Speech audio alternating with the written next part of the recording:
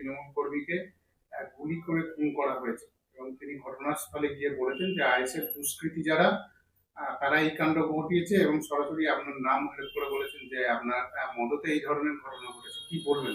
আমি ভাঙড়ের বিধায়ক হিসাবে সর্বপ্রথম যে খুনটা হয়েছে, যে মানুষটা রাজ্জাক খাঁকে যে খুন করেছে, এর চূড়ান্ত প্রতিবাদ করছি। সাথে সাথে প্রশাসন বন্ধুদের বলবো, রাজনৈতিক কর্মী না দেখে ভাঙড়ের একজন কর্মী মানুষকে খুন করা হয়েছে, এই হিসাবে তদন্ত করা হোক।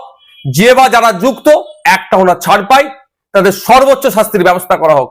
আমরা বারবার ভাঙড়কে চাইছি বোম গুলি মুক্ত ভাঙড় হোক, হিংসা অশান্তি মুক্ত ভাঙড় হোক। দুর্ভাগ্য আমাদের, ভাঙড় ডিভিশন করার পরেও ভাঙড়ের মানুষকে এই ধরনের খুন হতে হচ্ছে দুষ্কৃতীদের দ্বারা।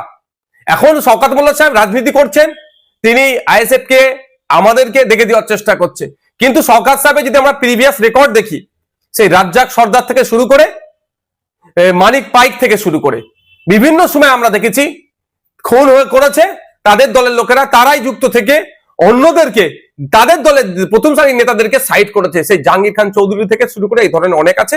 এটা শওকত মোল্লা সাহেবের প্রিভিয়াস রেকর্ড। এখন এই খুনটার কারণ কি হতে পারে? আমি সকালে কয়েকটা ফুটেজ দেখছিলাম পরিবারের লোকজনের, তারা কেউ দাবি করছে ওই দিন 3 জন ছিল, যখন তাকে খুন করা হয় 2 জন তাকে ছেড়ে চলে গিয়েছে। এখন একটা সন্দেহ থেকে যাচ্ছে। সাথে সাথে আজকে আর একটা ভিডিও ফুটেজ দেখলাম, পরিবারের লোকজন সরাসরি বলছে এটা গোষ্ঠীদ্বন্দ্বের শিকার হয়েছে।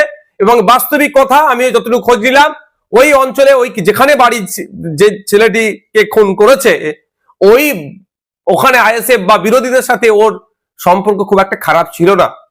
কিন্তু আমি যতটুকু খবর পাচ্ছি, এই লোকটি যাকে খুন করেছে ওরা, আপনার একদা সময় আরাবুল ঘনিষ্ঠ ছিল, প্রেসার দিয়ে চাপ দিয়ে এখন শওকত ঘনিষ্ঠ করেছে।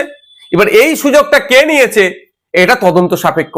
একাধিক ইকুয়েশন উঠে আসছে এই খুন